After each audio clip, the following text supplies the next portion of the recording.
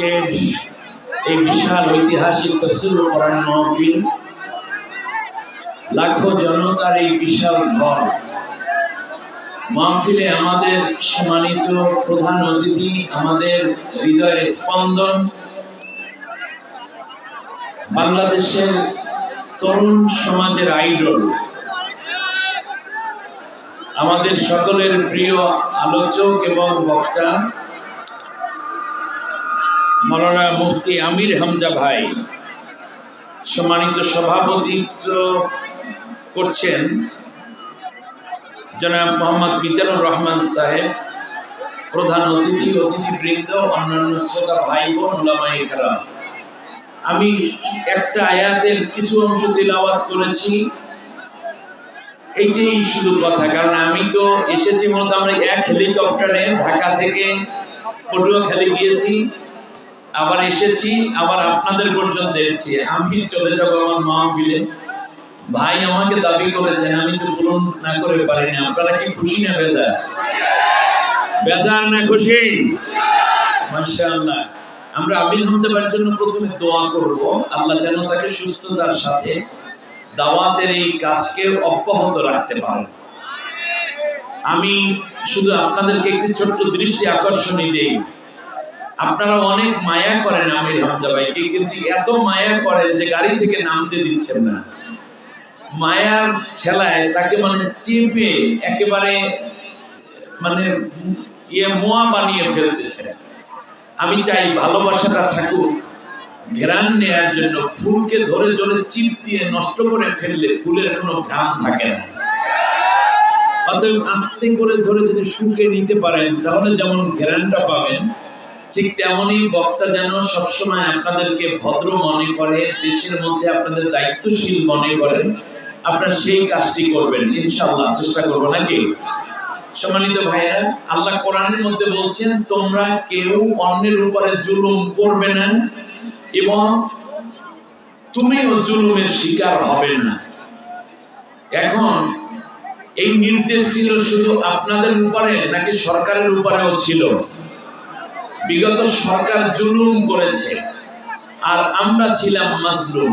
বাস্তব সত্য কথা এটাই। অতএব যারা জুলুম করে তারা পালিয়ে যায়, আর যারা মাজলুম হয় তারা জমিনে থেকে যায়।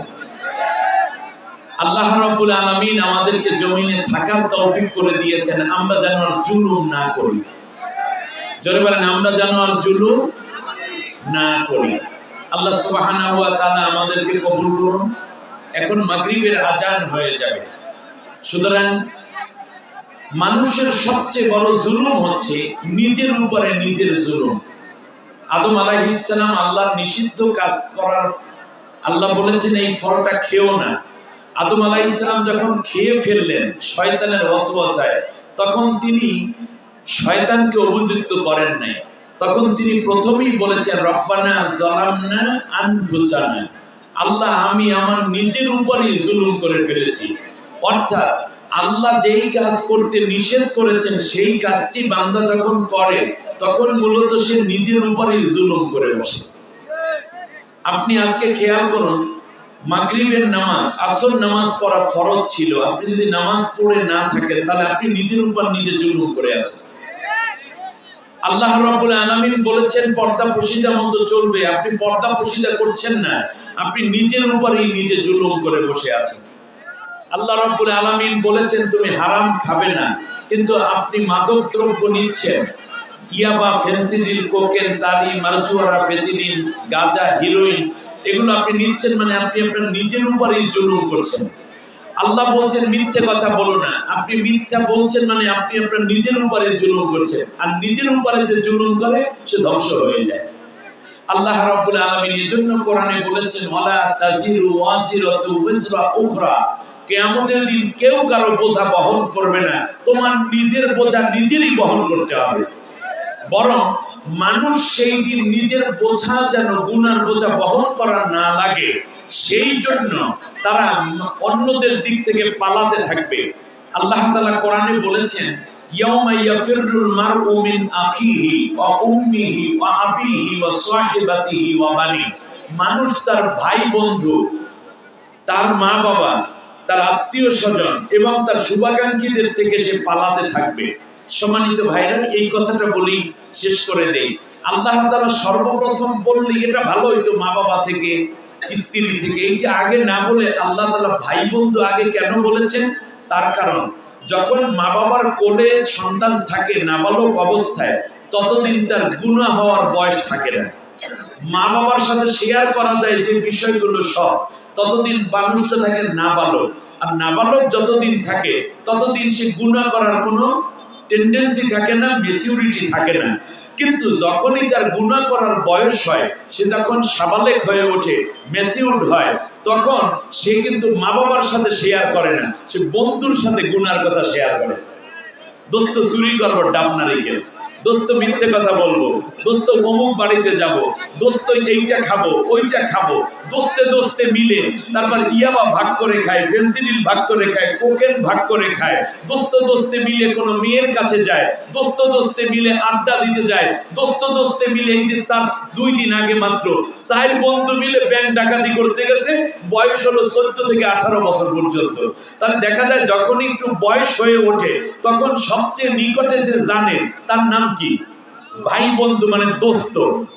পুলিশে যখন টাকা দুর্নীতি করে ভাগ করে ঘুষের টাকা, তখন কি শিশু নাকি ম্যাচিউরড হয়েছে, বালেগ হয়েছে? এরপরে আপনি আসেন এমপি যখন টাকা ভাগ করে খায়, তখন তারা শিশু নাকি তারা ম্যাচিউরড হয়েছে? এই কথা বাপ মায় জানে না বন্ধু জানে? বন্ধু, রাইট, এই তো জুয়া খেলে মা বাবার সাথে না বন্ধুর সাথে, এই তো বুঝতেছেন।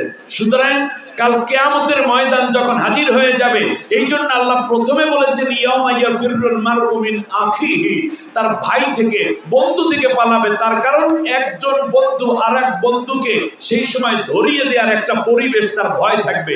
এই যে কয়দিন আগে একই নৌকার মধ্যে ডিঙ্গি নৌকায় যাওয়া শুরু করছে সদরঘাট দিয়া দরবেশ এবং আইনমন্ত্রী সাবেক, ঠিক না বলেন? আইনমন্ত্রীকে যখন ধরছে, গায়ে আমাকে একা ধরো কেন, উনি দাড়ি কামাইলে হবে কি? উনি কিন্তু সেই জিনিস, ঠিক না? দুনিয়ায় একজনকে আরেকজনকে ধরাইয়া দেয়, কিয়ামতের ময়দানে মানুষ একজন বন্ধু থেকে পালাবে, হায় হায় যে তুই আমার বন্ধু না, ও যেন আমাকে না দেখে। তারপর সব খবর এক বন্ধুটা আরেক বন্ধু জানাইয়া দেয়।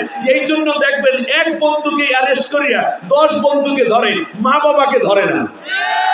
অতএব শেষ কথাটি হচ্ছে, আল্লাহর নবী বলেছেন আল মারউ মা'a মান আহাব্বা, পৃথিবীতে যে যাকে বন্ধু বানাবে, পরকালে সে তার সাথী হয়ে যাবে।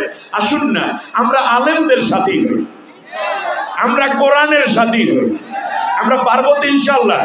আমরা সৎ লোকের সাথী হব, যারা আল্লাহর কোরআনের রস কায়েম করতে চায়, আমরা তাদের সাথী হব। আল্লাহ কোরআনে বলেছেন ওয়াকুনু মা'আস সাদিকিন, নেককারদের সাথী হও। যারা বেনমাজি, বেরোজাদার, ইসলাম বিরোধী, দুর্নীতিবাজ, চুরি করে, ডাকাতি করে, চাঁদাবাজি করে, কোন মুসলমান তাদের সাথে থাকবে না। লিল্লাহি তাকবীর।